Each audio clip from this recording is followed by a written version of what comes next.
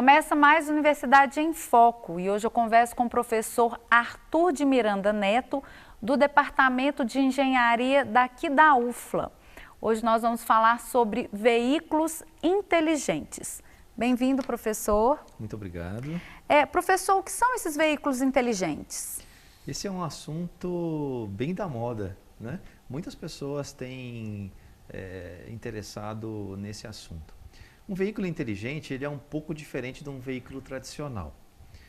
Ele basicamente pode ser classificado em níveis de autonomia. Então significa dizer que num primeiro momento os sistemas eles auxiliam um condutor. E no último nível você pode ter um carro que decide completamente sozinho. Ou seja, nesse caso a gente está falando de um robô sobre rodas. Então basicamente é isso. E para que esse veículo então, que agora é um robô, desenvolva, né, nas nossas ruas como se alguém estivesse dirigindo, ele precisa interpretar o que está acontecendo naquela cena. E para isso nós usamos os sensores. Então existem sensores que olham para a cena, entendem o que está acontecendo, traduzem isso a partir de computadores numa decisão e, enfim, essa decisão é enviada para os atuadores, que nós chamamos, e aí acontece aquele efeito de o carro estar dirigindo sozinho pela rua. E, professor, como eles serão inseridos no mercado? Explica um pouquinho para a gente. Essa é uma questão importante também, porque ele deixou de ser um sistema como um veículo convencional, ele passou a ser um veículo inteligente, né? Então, no Brasil, se nós pensarmos um pouco sobre isso, todo objeto ou equipamento, ele passa por um processo de certificação e homologação para que nós possamos usar, né? E isso vai acontecer também para esses carros, né? Eles vão precisar passar por uma bateria de testes para ver como esses sistemas se comportam nas nossas ruas.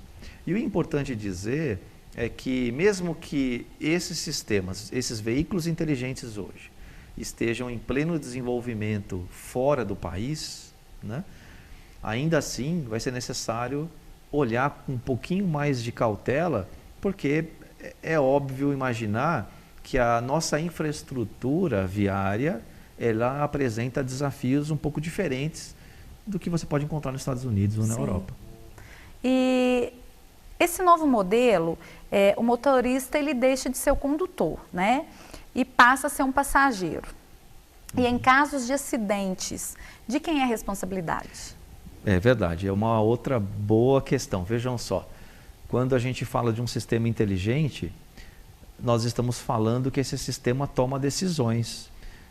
E como eu disse bem no início, esses sistemas são classificados em níveis de autonomia, lembra?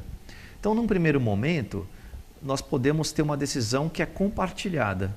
Eu estou dirigindo meu carro e mesmo assim tem um sistema em paralelo me auxiliando. Sim. Isso já existe. Por exemplo, existem alguns modelos de carros que já vêm com alguma tecnologia embarcada. Existem modelos que, caso você como um motorista não perceba um pedestre atravessando, ele vai acionar os freios para você.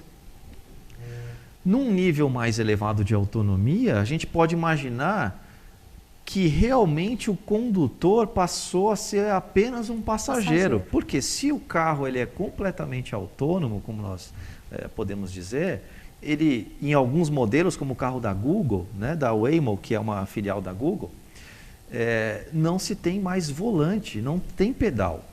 Então, quer dizer, mesmo que aquela pessoa que seja habilitada tem a intenção de fazer alguma coisa, ela não pode, porque você não tem mais o volante nem os pedais. Bom, então quer dizer, aí realmente o cenário muda completamente.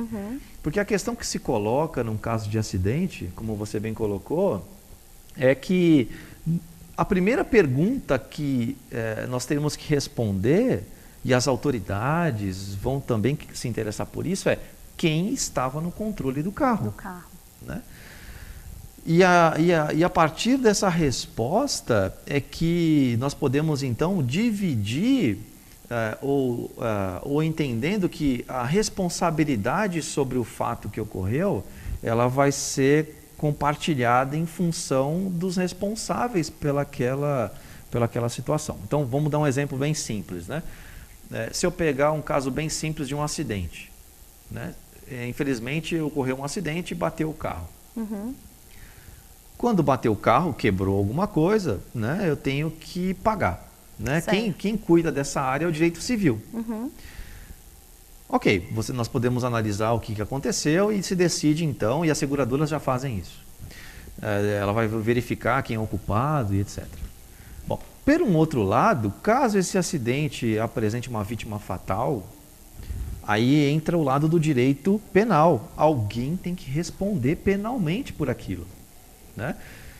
E aí a questão se complica um pouco, porque lembra daquela pergunta da origem? Uhum. Quem estava no controle?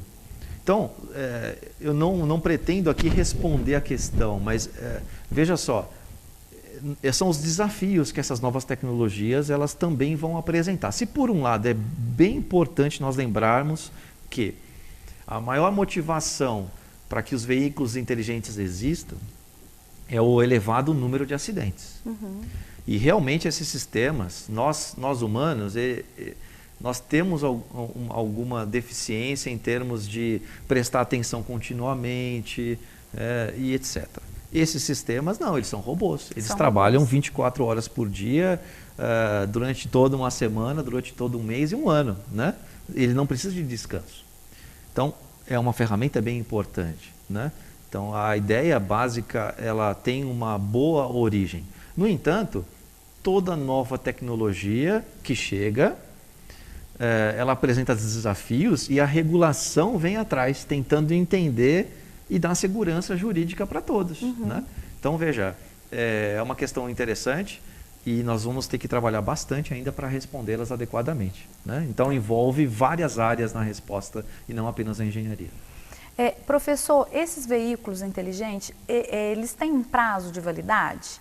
Porque na sua resposta anterior, você falou que ele pode trabalhar aí durante um ano. Isso. Né? E como que fica essa questão da validade?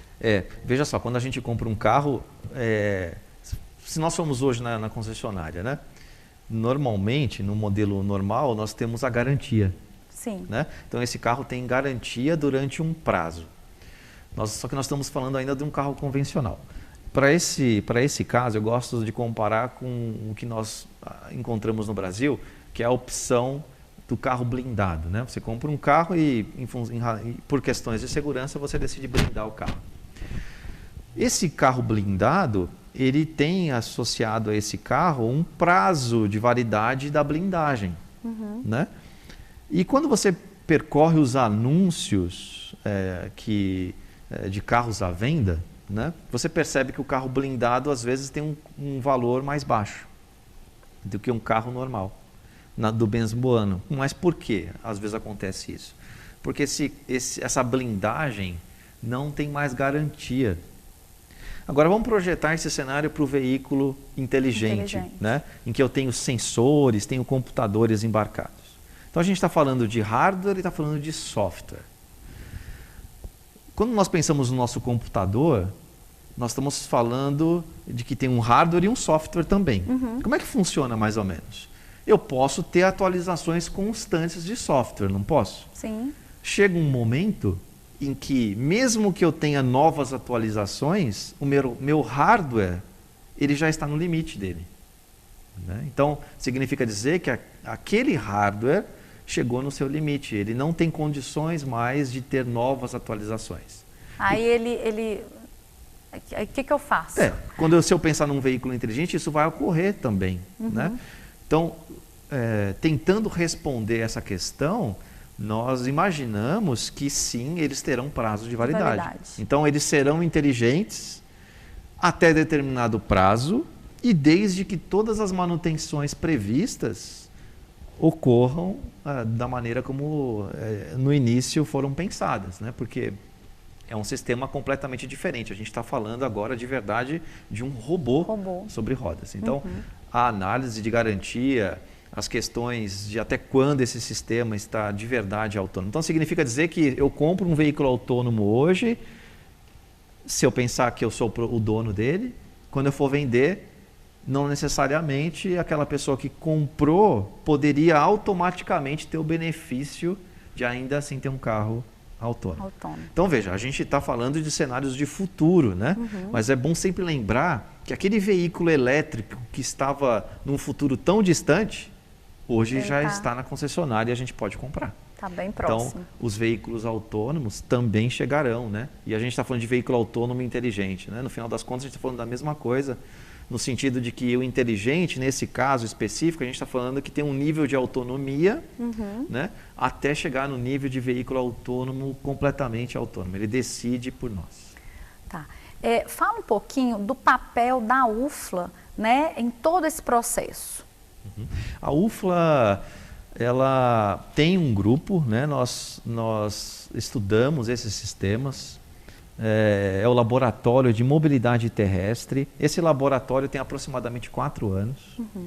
Ele começa mais fortemente no departamento de engenharia, mas rapidamente, até pelas questões que eu acabei de colocar aqui, né, se você perceber, rapidamente a gente olha e fala assim, essa questão não pode ser respondida só pela engenharia. É um projeto, então, hoje pluridisciplinar, que envolve várias áreas dentro da UFLA e de outros parceiros fora da UFLA, porque as questões são bem complexas, né? E a vantagem que hoje nós temos como laboratório na UFLA é justamente responder questões complexas e difíceis, com uma agilidade maior, tentando projetar quais são os cenários de futuro, para instruir a população e também cumprir o nosso papel de formação dos novos profissionais do futuro nessas áreas, né? E nas diferentes áreas que envolvem o nosso laboratório. Tá. Então, o projeto ele deixa de ser somente da engenharia e acaba abrangendo outros departamentos. Fala um pouquinho para a gente sobre essa abrangência toda que acontece aqui na universidade. Eu posso, por exemplo, pegar um caso bem específico para a gente olhar, né?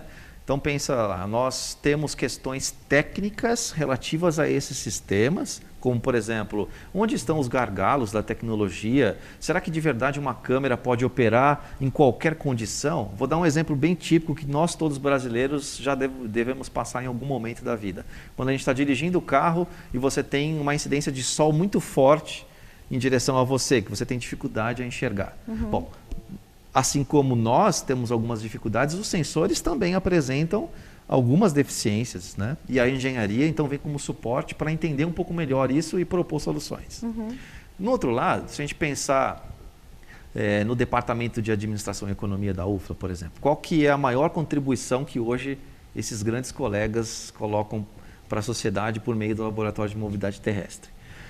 Nós estamos falando de novos modelos de mobilidade, nós estamos falando do futuro. E esse futuro reserva grandes oportunidades, mas grandes desafios também. Vamos pensar, nós falamos aqui de comprar um veículo autônomo, certo? No entanto, será que quando a gente fala de comprar um veículo, é realmente um bom negócio? Sempre tem um business associado àquela tecnologia, né? Então, a gente pode colocar como questão, e esses colegas têm brilhantemente respondido algumas delas, qual é o cenário de futuro? Esses veículos, eles serão um produto que eu vou na concessionária e eu compro para mim, como propriedade, ou eles serão serviços que eu vou simplesmente chamar no meu smartphone, quando eu tiver para sair de casa, e esse veículo autônomo vai parar na minha porta e eu vou usar esse serviço. Então, veja, grandes oportunidades vão aparecer. E existe uma grande tendência para esse tipo de solução, porque se nós pensarmos no que aconteceu recentemente com a introdução do Uber, né, como uma resposta a algumas deficiências do transporte, os veículos autônomos também terão um papel bem relevante. Sobretudo do que nós chamamos de multimodalidade de transporte, que é quando você pode utilizar vários meios de transporte no deslocamento de um ponto ao outro. Então, veja, é um mundo enorme e que nós temos hoje a grande oportunidade de trabalhar nesses temas. E a UFLA tem dado a sua contribuição para a sociedade, entendendo melhor isso. Há questões relacionadas a políticas públicas, né?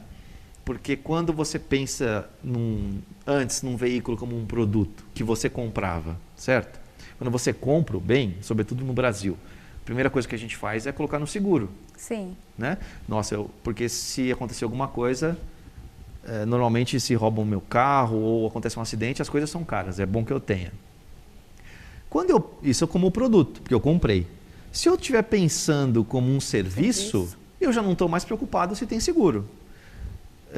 Entre aspas, né? Mas eu não tenho mais a preocupação de fazer o seguro daquele carro. Eu não tenho mais a preocupação de fazer a manutenção daquele carro. E aí a grande questão que se coloca em termos de políticas públicas como os empregos, então, no futuro serão? Será que toda essa rede de serviços que hoje existe, elas ainda serão necessárias? Então, são muitas questões a serem tratadas. E eu nem falei nada da questão do direito, que é um suporte enorme em termos da legislação. Ou seja, ocorre um acidente, a primeira coisa para quando a gente vai se defender é procurar alguém habilitado a isso. Então, os nossos advogados. E esses advogados vão ter que olhar para essas tecnologias e criar suas teses em cima desse novo cenário de futuro. Então, os desafios são grandes. São grandes. Professor, por trás desse projeto existem alguns parceiros, né? Sem dúvida. Fala pra gente quem são esses parceiros, como que se deu essa parceria. Explica pra gente um pouquinho. Nós temos parceiros, então, como nós vimos, na própria instituição, né? Ou seja, é um grupo pluridisciplinar. Nós temos parceiros nacionais e internacionais. Muitos dos nossos alunos têm conseguido oportunidades fora do país por meio de alguns projetos. Mas eu gostaria de destacar justamente o que eu tentei evocar durante a nossa conversa, a necessidade de que esses sistemas precisarão passar por processos de certificação e homologação diferenciados, porque deixaram de ser um carro convencional e passaram a ser um robô sobre rodas. E nesse aspecto, a UFLA fez uma proposta para o Imetro. E hoje nós temos um acordo que já está assinado, valendo. Então, desde 2017, me desculpe, nós assinamos esse acordo, ele vale por 5 anos. E hoje nós temos uma equipe de pessoas da UFLA e do Imetro trabalhando nessas questões de regulação, ou seja, regulamentação e homologação desses sistemas inteligentes. Então, é mais uma colaboração estratégica que a UFLA conseguiu junto ao Imetro e une as competências, né? Se por um lado nossos colegas do Imetro conhecem bem esse sistema de como esses produtos chegam ao Brasil, quais são os processos, né? E que eles devem passar, a UFLA está aportando um conhecimento relacionado aos veículos inteligentes. Né? Porque tem questões bem interessantes, né? A gente não, por exemplo, né? Se a gente pensar assim, eu simplesmente crio regras para cobrir algumas áreas. Mas às vezes a gente tem que considerar que regras somente, elas não são tão efetivas. As regras podem frear a evolução tecnológica. E a evolução tecnológica, nesse caso, ela vem acompanhada de grandes benefícios para a sociedade, se a gente lembrar lá do início da conversa. Os veículos inteligentes vêm para responder um grave problema relacionado a acidentes. Né? Em termos de custo no Brasil, os acidentes eles chegam na ordem de 30 bilhões de reais por ano. É muita coisa. É muita coisa. Mas eu acho que a maior e a grande questão que a gente tem que tentar melhorar é a vida. Né? Eu penso que perder a vida num acidente é algo tão banal e tão triste. Sim. Né? E que, nesse caso específico, a UFLA, com uma grande equipe, tem se preocupado e agido em relação a essa questão. Professor, eu agradeço a sua presença. Antes da gente finalizar, eu gostaria que o senhor falasse um pouquinho para as pessoas que têm interesse em conhecer esse projeto, né, que é um assunto que desperta bastante interesse, né? Tem algum site que elas podem visitar, conhecer um pouquinho mais? Sim. Olha, todos são muito bem-vindos. Veja, é um projeto bem desafiador e pluridisciplinar, como eu disse, né? Então, cada um pode aportar um conhecimento dentro da sua área, né? E o nosso site é o www.lmt.ufla.br. Então, LMT de Laboratório de Mobilidade Terrestre. lmt.ufla.br. São todos muito bem-vindos a conhecer o nosso laboratório, a nossa proposta. Lá você vai encontrar quem são essas pessoas que estão envolvidas nesse grande projeto. Professor, obrigado, viu? Obrigado a você. Universidade em Foco fica por aqui. Até mais!